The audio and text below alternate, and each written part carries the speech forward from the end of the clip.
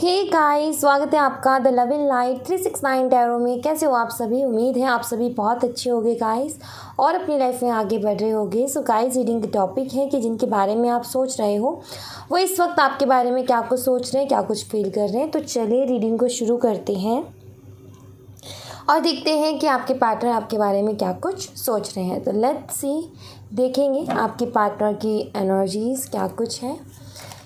So let's see, पहले तो यही देख लेती हूँ कि क्या कुछ चल क्या रहा है आप दोनों के बीच में। देन फिर हम देखेंगे आपके पार्टनर के थॉट्स भी देखेंगे, फीलिंग्स भी देखेंगे और इमोशंस भी देखेंगे।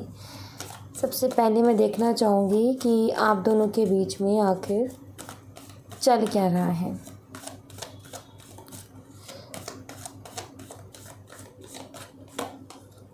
The chariot, 3 of cups, devil, the world, we have 6 of cups, queen of cups. Okay.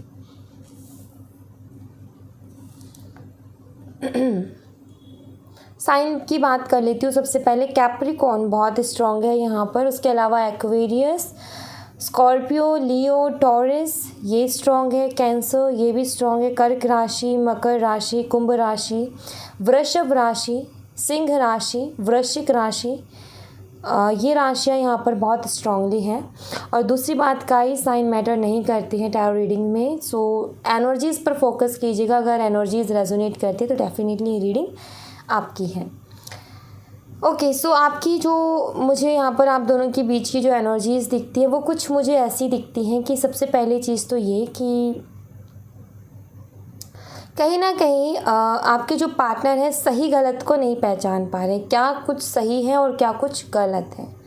I feel कि इसकी अंडरस्टैंडिंग में इनको प्रॉब्लम हो रही है। आई फील कि वो इसी चीज़ को जो है पहचान नहीं पा रहे हैं। थर्ड पार्टी इश्यूज़ डेफिनेटली मुझे यहाँ पर दिखते हैं। और थर्ड पार्टी जो है भाई वो इनकी कार्मिक है, क्योंकि यहाँ पर डेविल का कार्ड है। ठीक है, आप दोनों के बीच में उतार चढ़ाव आ रहे हैं। रिश्ते के बीच में बहुत सारे कार्मिक साइकिल्स हैं और ये भी एक, ये जो थर्ड पर्सन है ये भी कहीं ना कहीं इसी कार्मिक साइकिल का एक हिस्सा है। आपका मुझे सोलमेट और पास्ट लाइफ कनेक्शन नज़र आता है, क्योंकि यहाँ पर 6 ऑफ कप्स का कार्ड है। लेकिन ऐसा नज़र आता है जैसे कि इस रिश्ते के बीच में, इस कनेक्शन के बीच में बहुत सारे कार्मिक साइकिल्स हैं और उन्हीं में से अभी एक चल रहा है, जिसकी वजह से क्या हो रहा है कि इस थर्ड पर्सन ने आपके पार्टनर के दिमाग पे कुछ ऐसी इस तरीके से कंट्रोल किया है कि आपके पार्टनर जो सही गलत है उसी को नहीं पहचान पा रहे हैं। ठीक है, उसी को नहीं पहचान पा रहे हैं और इस वजह से इस रिश्ते में जो है कहीं ना कहीं जो भी प्रॉब्लम्स आ रही हैं इसी वजह से आ रही हैं। अदरवाइज़ एक सोलमेट और पास्ट लाइफ कनेक्शन मुझे नज़र आता है। दूसरी चीज़ जो मैं यहाँ पर देख रही हूँ वो ये कि हो सकता है आप दोनों के बीच में कास्ट का, रिलीजन का इशू हो। ठीक है, आपके पार्टनर आपको काफ़ी ज़्यादा इंजॉय करते हुए नज़र आ रहे होंगे अपनी लाइफ में। आपको लग रहा होगा ये तो बड़ा ही खुश है, या तो ये तो बड़ी ही खुश है, अपनी लाइफ को खुल के एंजॉय कर रही है। लेकिन वही ना कि कार्मिक साइकिल शुरू में बहुत एक्साइटमेंट लेकर के आते हैं लेकिन बाद में बहुत ज़्यादा टॉक्सिक हो जाते हैं। तो वही यहाँ पर दिख रहा है कि ये वही शुरू की एक्साइटमेंट है। सो डोंट वरी, मुझे पता है कि आप उनका इंतज़ार कर रहे हो। सब कुछ ठीक हो भी जाएगा। लेट्स सी, अब आपके पार्टनर जो हैं आपके लिए क्या कुछ सोच रहे हैं। देखो, ये इस कार्ड के साथ इस कार्ड का आना ये बताता है कि ये जो कुछ भी हो रहा है ना अब ज़्यादा समय के लिए नहीं है। ठीक है, ये सोचो कि कुछ बहुत लंबा समय नहीं, ये एक इसका एक टाइम है और उस टाइम से ज़्यादा ये नहीं रह सकता। ठीक है, अब आपके लिए क्या कुछ सोच रहे हैं वो मैं देख लेती हूँ। आपके लिए क्या कुछ थॉट्स हैं, फीलिंग्स हैं, इमोशंस हैं आपके पार्टनर की। Let's see, S of pentacles, king of swords, king of cups, S of cups. क्या बात है, S of pentacle, S of cups, king of swords, king of cups, 9 of wands।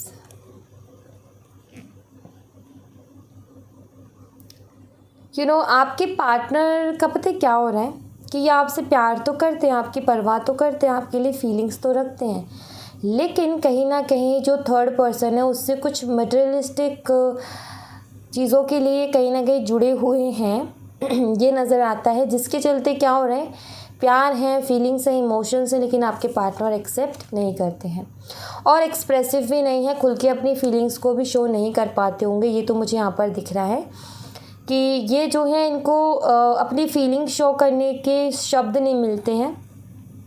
जैसे कि इनको ये होता है कि मैं कैसे अपनी फीलिंग्स को शो करूं, ठीक है, इनकी ये प्रॉब्लम है।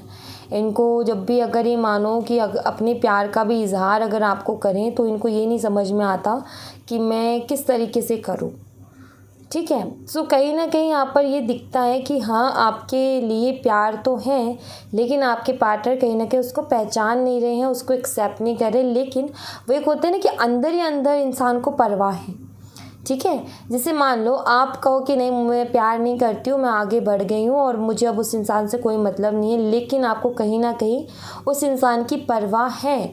और आपके क्वेश्चन भी यही होंगे कि दी ऐसा क्यों होता है कि मैं आगे बढ़ गई हूँ, मैं उस इंसान के बारे में सोचना नहीं चाहती हूँ, फिर मुझे उसकी परवाह क्यों होती है। सो वही आपके पार्टनर के साथ हो रहा है कि आपके पार्टनर जो हैं मटेरियलिस्टिक चीज़ों के लिए या फिर अट्रैक्शन के बेस पर थर्ड पर्सन से कनेक्टेड हैं, लेकिन आपकी परवाह उनको होती है और ये चीज़ वो समझ नहीं पा रहे हैं कि आखिर ऐसा उनके साथ होता क्यों है, ठीक है। इस बात को लेकर के सोच में डूबे रहते हैं, लेकिन कोई आंसर नहीं मिल रहा कि ऐसा क्यों हो रहा है मेरे साथ। ऑलराइट, एंड लेट्स सी कुछ और एनर्जीज देखते हैं।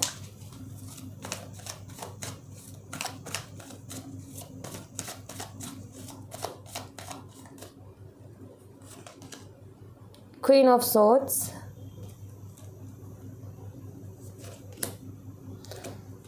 Four of Swords, The Lovers। आपके पार्टनर कहीं ना कहीं वो डीपली कनेक्शन तो फील करते हैं, लेकिन अगेन वही ओवर थिंकिंग कि समझ नहीं पा रहे कि ऐसा क्यों फील करते हैं ये आपके लिए, ठीक है। जबकि अभी किसी और के साथ हैं, क्योंकि ये एनर्जी मुझे आपकी नहीं लगती है, मुझे फील नहीं होती कि आपकी एनर्जी है, ठीक है। सो जबकि किसी और के साथ हैं, लेकिन उसके बावजूद भी क्यों ये आपके लिए ऐसा फील करते हैं, क्यों आपके साथ एक कनेक्शन फील होता है, क्यों आपकी तरफ एक खिंचाव इनको महसूस होता है, इस चीज़ को समझ नहीं पा रहे हैं। 7 of Swords, death, 8 of pentacles. इनका यही है कि मैंने खुद ने चीज़ों को ख़त्म किया, मैंने खुद ने बात करनी बंद की, मेरा खुद का डिसीज़न था कि मुझे बात नहीं करनी, फिर उसके बाद में क्यों मुझे उसके ख्याल आते हैं, क्यों नहीं मैं अपने काम पर फोकस कर पा रहा, और क्यों बार बार मुझे उसी इंसान के ख्याल आते हैं, बहुत मिस करते हैं आपको। ये कार्ड यही बताता है कि बार बार आपके पार्टनर को आपके ख्याल आते हैं और आपके पार्टनर इस चीज़ को नहीं जान पा रहे हैं कि क्यों उनके साथ ऐसा हो रहा है, लेकिन वो कहीं ना कहीं आपके सपने देख रहे हैं। काम करते हैं तो काम करते वक्त भी कहीं ना कहीं जो है आपके ख्याल आ ही जाते हैं, और ये क्यों से रिलेटेड सवाल इनके मन में बहुत ज़्यादा है कि क्यों जब मैंने सारी चीज़ें ख़त्म कर दी तो क्यों मुझे उसके इंसान की याद आती है, क्यों उसकी तरफ मेरे को एक खिंचाव महसूस होता है, क्यों मैं उसके बारे में इतना सोच रहा हूँ। और होता क्या है कि अगर थर्ड पर्सन है ना, कोई थर्ड पर्सन के साथ बात करते सब कुछ होता है, लेकिन पूरी तरीके से उधर नहीं होते हैं, सिर्फ उधर उनका माइंड है, दिल उधर नहीं है। कहीं ना कहीं वहाँ पर बातें हो रही हैं, बातें करते हैं, लेकिन पूरी तरीके से ध्यान थर्ड पर्सन पर नहीं है, क्योंकि ख्यालों में आपके डूबे रहते हैं, क्योंकि ख्याल इनको आपके आते रहते हैं, और इस चीज़ से ये परेशान है कि क्यों इनके साथ ऐसा हो रहा है। एक और चीज़ मैं बता दूं कि जो थर्ड पर्सन है वो कहीं ना कहीं बहुत ज़्यादा डोमिनेटिंग है भाई। जो थर्ड पर्सन है वो कहीं ना कहीं बहुत ज़्यादा अपनी चलाती है, और मैं देख लेती हूँ कि थर्ड पर्सन के साथ इनका जो कनेक्शन है वो किस तरीके का है, वो भी मैं यहाँ पर क्लियर कर लेती हूँ। लेट्स सी कि किस तरीके का क्या कुछ है इन दोनों के बीच में। मून,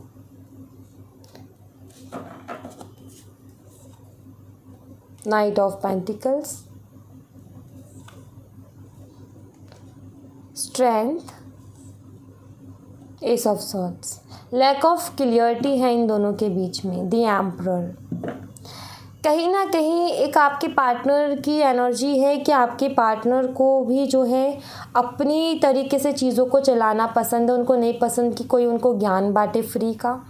वहीं पर एक थर्ड पर्सन का भी लगता है कि इसको भी अपनी तरीके से ज़िंदगी जीने की आदत है, कोई फ्री का ज्ञान बांटे, इसको वो नहीं पसंद। तो इसके चलते हुए यहाँ पर इनकी अंडरस्टैंडिंग नहीं हो पा रही है। पहली चीज़ तो ये, कहीं ना कहीं जो विचार हैं, जो सोच हैं, वो नहीं मिल पा रही है, जिसकी वजह से चीज़ें स्टक हैं। दूसरी चीज़ें भाई इनके सामने जैसे कि सब कुछ ओपन नहीं है, कुछ चीज़ें आपके पार्टनर भी उनसे छुपाते हैं, ट्रस्ट नहीं है उतना अच्छा। मैं यहाँ पर बता दूँ, एक होता है ना कि इंसान के ऊपर विश्वास होता है, जैसे कि आपको उनके ऊपर विश्वास है और उनको आपके ऊपर विश्वास है, और आप अपनी पर्सनल बातें एक दूसरे के साथ शेयर कर देते हो। लेकिन थर्ड पर्सन के साथ दिखता है कि आपके पार्टनर भी बातें छुपाते हैं और वो थर्ड पर्सन भी बातें छुपाता है। क्लियरिटी नहीं है इन दोनों के बीच में। एक जो स्ट्रॉन्ग बॉन्ड बनने के लिए क्लियरिटी चाहिए, वो क्लियरिटी कहीं ना कहीं नहीं है। इसीलिए ये रिलेशनशिप बोल लूँ या फिर मैं बोल लूँ कि जिस भी वजह से जो थर्ड पर्सन जुड़ा हुआ है इनके साथ, उसके साथ जो भी सिचुएशन है वो स्टक है। ठीक है, स्टक है, कुछ भी अच्छा मुझे यहाँ पर दिख नहीं रहा है। और जो थर्ड पर्सन है भाई, अपने जो आपके जो पार्टनर हैं उनके ऊपर कंट्रोल करने की पूरी कोशिश करते हैं, ये भी यहाँ पर नज़र आ रहा है। तो इनकी ये कहानी है पूरी कि बट ये ज़रूर है कि वहाँ से कुछ ना कुछ फ़ायदा ज़रूर मिल रहा है आपके पार्टनर को। ठीक है, ये मुझे दिखता है। हो सकता है किसी तरीके की पार्टनरशिप में हो, ये दोनों मिलकर के कोई काम कर रहे हो, इसीलिए साथ है। ठीक है, बिजनेस पार्टनर हो सकते हैं ये।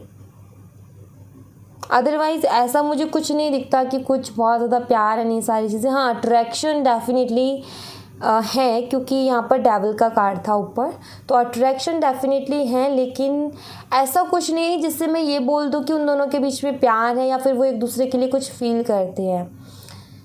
लेकिन ये है कि मान लो कि कुछ भी नहीं है, ठीक है, किसी के साथ रिलेशनशिप में नहीं है, कुछ भी नहीं है, लेकिन एक होता है ना कि इंसान को एक आदत पड़ी होती है बातें करने की, है ना। तो अब मान लो आपसे बात करने की आदत थी उनकी, और आपसे जब बात करनी बंद हुई तो उनको कोई ना कोई चाहिए था बात करने वाला, तो वो उनको मिली बात करने के लिए, या उनको मिला, और साथ के साथ काम भी है और साथ के साथ बात भी है। तो वो मुझे दिखता है यहाँ पर कि टाइम पास का मामला दिखता है, टाइम पास का मामला दिखता है। कुछ फ़ायदा कि कुछ काम आपके पार्टनर उनके आ गए और वो कुछ आपके पार्टनर के आ गई, वो मुझे दिखता है।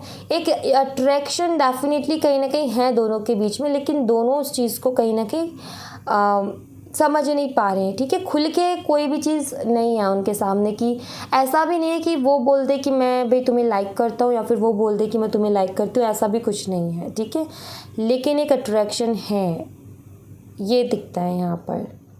जैसे कि ये भी चीज़ हिडन ही मान लो, कि अगर अट्रैक्शन है, कुछ फील भी होता है, तो वो भी कहीं ना कहीं अंदर ही है, बाहर नहीं, एक दूसरे को नहीं बताया है। ठीक है,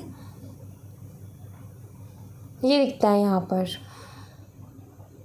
ऑलराइट, एंड लेट्स सी आपके लिए जो है, मैं बाबा के मैसेजेस देख लेती हूँ। ठीक है, बाबा आपको क्या मैसेज देना चाहते हैं, लेट्स सी। बाबा हमारे व्यूवर्स को गाइड कीजिए।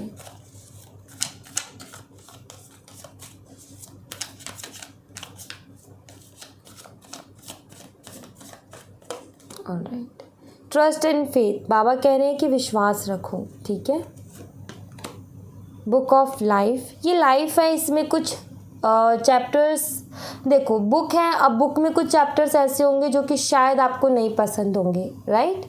बुक में कुछ चैप्टर्स ऐसे होंगे जो कि शायद आपको नहीं पसंद होंगे, लेकिन आपको पढ़ना तो पड़ेगा। तो वैसे ही लाइफ है कि कुछ चीज़ें हो सकता है हमारे मुताबिक ना हो, हमें ना पसंद हो, लेकिन कहीं ना कहीं उनसे डील तो हमें करना ही पड़ेगा। तो ये लाइफ है, अच्छा बुरा होता रहता है, बट उससे चिंता मत करो, ठीक है।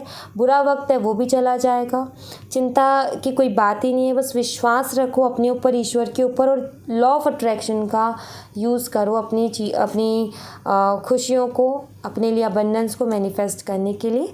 एंड लर्निंग, लाइफ एक स्कूल है, और मैं बोलूँ कि लाइफ एक सबसे बड़ा टीचर या सबसे बड़ा गुरु भी है लाइफ जो है, क्योंकि वो हमें बहुत कुछ सिखाता है। और बुरा वक्त हमारा सबसे अच्छा गुरु है, क्योंकि बुरे वक्त में ही हमें कुछ लोगों की सच्चाई सामने आती है, कुछ लोगों के असली चेहरे भी नज़र आते हैं, और कहीं ना कहीं हमें पता चलता है कौन अपना और कौन अपना नहीं है। दूसरी चीज़, डेफिनेटली लाइफ में चेंज आएगा। ये सूखा है तो हरियाली भी आएगी, तो उसमें टेंशन वाली कोई बात नहीं है। चेंज डेफिनेटली आएगा, क्योंकि वक्त की सबसे खूबसूरत बात ये है कि वो बदलता ज़रूर है, राइट। सो बदलेगा वक्त आपका भी, तो आपको टेंशन नहीं लेनी है। सबसे पहली बात तो ये विश्वास रखना है। लॉ ऑफ अट्रैक्शन का जितना मर्ज़ी यूज़ करो, ये फ्री है बिल्कुल, इसमें कोई ऐसा नहीं है कि आप अगर उसका इस्तेमाल करोगे तो आपका कोई नुकसान हो जाएगा।